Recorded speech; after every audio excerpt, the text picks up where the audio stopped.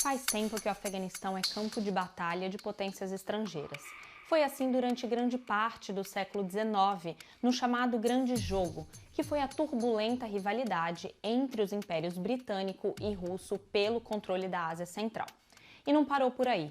O país vem sendo palco de diversos conflitos e agora os holofotes voltam novamente para o Afeganistão. Com os Estados Unidos retirando suas tropas de lá, o grupo radical islâmico Talibã retomou o controle do país depois de 20 anos. E o mundo viu o desespero de milhares de afegãos amedrontados, temendo que o país mergulhe em um novo retrocesso social e um caos econômico. Mas quais são os interesses regionais e internacionais envolvidos ali? Eu sou a Laís Alegrete, da BBC News Brasil, aqui em Londres, e nesse vídeo eu vou falar sobre interesses da China, Rússia, Irã, Paquistão e, claro, Estados Unidos nesse jogo de forças pelo futuro do Afeganistão.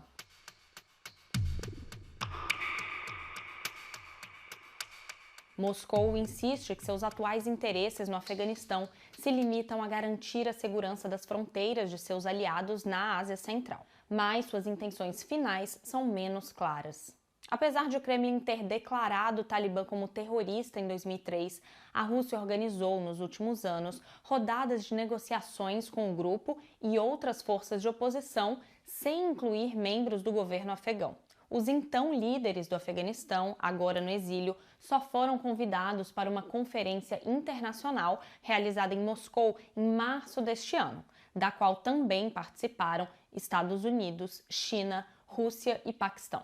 O cientista político Seth Jones, que é também diretor do Centro de Estudos Estratégicos e Internacionais em Washington, disse à BBC Mundo que a Rússia tem ajudado o Talibã, não apenas com sua diplomacia, mas também com dinheiro e possivelmente inteligência. Ele lembra ainda que a Rússia tem feito esforços para expandir sua influência em seu chamado quintal. E um dos interesses, segundo ele, é simplesmente fazer um contraponto ao poderio dos Estados Unidos em regiões que a Rússia considera suas esferas de influência, como o sul da Ásia, Oriente Médio e leste europeu. Por outro lado, também há preocupação por parte da Rússia de que o terrorismo avance na região. A preocupação é principalmente com o Estado Islâmico, um inimigo jurado da Rússia e do Talibã, segundo o especialista. Aliás, vale lembrar que em 1979 houve a invasão dos soviéticos no Afeganistão a pretexto de combater os guerrilheiros islâmicos que ameaçavam levar às repúblicas soviéticas sua luta em nome do Islã. O jornalista afegão Mohammed Bashir, do Serviço Mundial da BBC, diz que não existe dúvida de que o Afeganistão é um país-chave para a Rússia. Ele destaca que a localização o torna interessante e perigoso. É que o Afeganistão faz fronteira com aliados da Rússia, Tajiquistão, Uzbequistão e Turcomenistão. E a Rússia não quer que o Estado Islâmico se aproxime do norte do Afeganistão, ameaçando seus aliados e colocando seus próprios interesses em risco. Até o momento em que eu gravo este vídeo, a informação mais recente é de que a Rússia havia afirmado que se reuniria com o Talibã e então decidiria pelo reconhecimento ou não do novo governo, de acordo com as ações do grupo. O país se apressou em dizer que deseja manter relações amistosas com o grupo extremista. Após a tomada de Cabul, a China disse que, abre aspas, respeita o direito do povo afegão a decidir seu próprio destino e futuro e deseja seguir mantendo relações amistosas e de cooperação com o Afeganistão. Há interesses econômicos dos chineses no Afeganistão, como a exploração de cobre, mas Pequim também teme que grupos islâmicos que operam na região de Xinjiang, no oeste da China, ganhem força.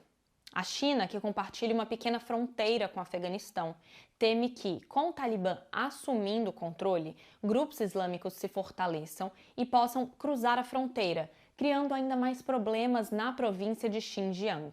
Nos últimos anos, Xinjiang ganhou as manchetes por causa de acusações de genocídio do governo chinês contra o povo uigur, denúncias essas que Pequim chamou de absurdas. Mas, além das preocupações com a segurança, a China, há muito tempo, mostra interesse em fazer contrapeso aos Estados Unidos na região. Jones, inclusive, aponta que a saída do aparato dos americanos de lá significa uma coisa a menos para os chineses se preocuparem.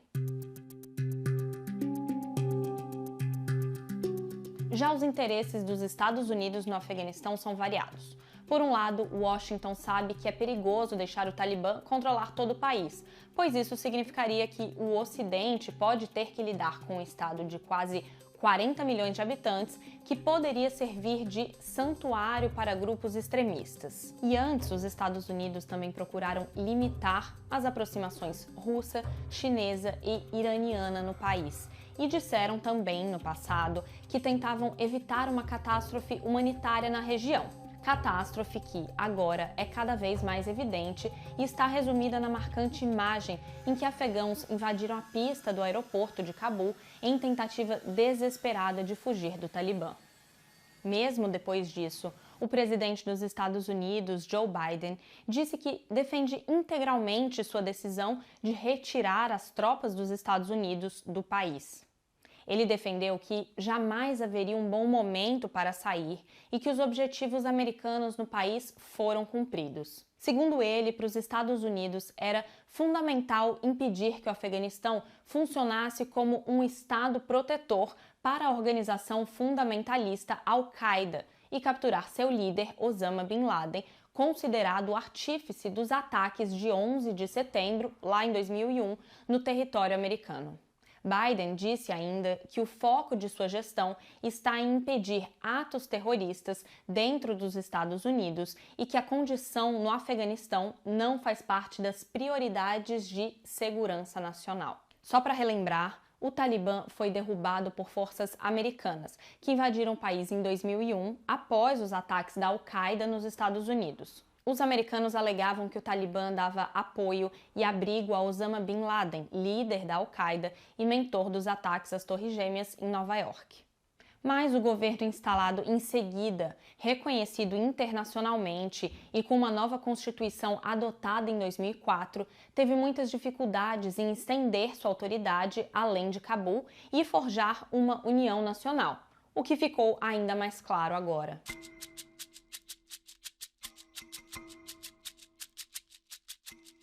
Outro país importante nesse jogo de forças é o Irã, que tem uma fronteira porosa com o Afeganistão, por onde passam migrantes, drogas e grupos armados. Autoridades afegãs e norte-americanas acusaram repetidamente o Irã, especificamente sua guarda revolucionária, de fornecer apoio financeiro e militar ao Talibã. Segundo o cientista político americano Seth Jones, a força Quds do Irã está expandindo sua presença clandestina no Afeganistão e, a partir daí, buscaria apoiar milícias e grupos políticos da região para promover os interesses iranianos. A Força Quds é um poderoso braço paramilitar de elite da Guarda Revolucionária Islâmica do Irã, considerado pelos Estados Unidos como um grupo terrorista. A cooperação de segurança do Irã com o Talibã também se baseia na hostilidade que compartilham em relação a potências ocidentais, como Estados Unidos e Reino Unido.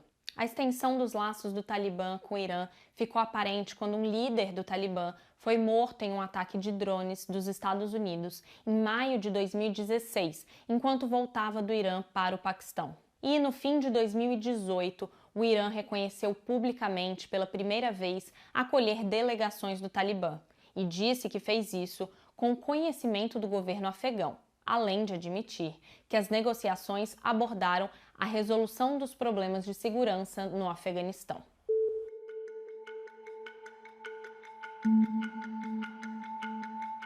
Outro personagem importante nessa história é o vizinho Paquistão. Os dois países compartilham uma fronteira de mais de 2.000 quilômetros e têm uma história complicada e cheia de desconfiança. É muito provável que o Paquistão seja diretamente afetado pelos eventos no Afeganistão, que podem resultar em um grande fluxo de refugiados e aumento nos ataques entre as fronteiras. O Ministério das Relações Exteriores do Paquistão disse no fim de junho que o país estava abrigando 3 milhões de refugiados afegãos e afirmou que não queria hospedar mais. Mas, além da questão migratória, o principal temor no Paquistão é que uma guerra civil no Afeganistão diminua as chances de restaurar a paz em toda a região. No entanto, muitos criticam o governo do Paquistão por manter um discurso ambíguo em relação ao Talibã. O Ministério das Relações Exteriores do Paquistão defendeu em abril deste ano que, abre aspas, o Talibã não deveria ser responsabilizado por todos os males no Afeganistão, argumentando que havia sabotadores dentro e fora que não queriam a paz no Afeganistão ou na região.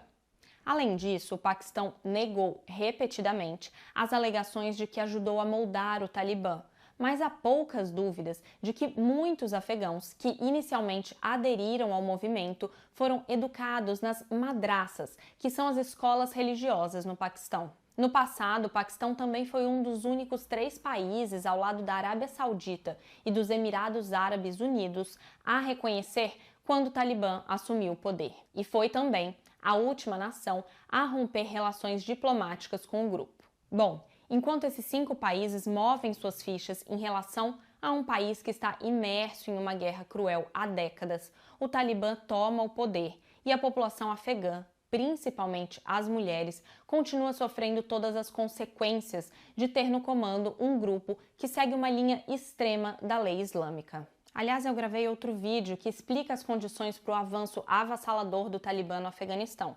Vou deixar o link aqui embaixo. E eu espero que esse vídeo tenha sido útil para você. Continue a acompanhar a gente aqui no YouTube, nas redes sociais e no site da BBC News Brasil. Até a próxima!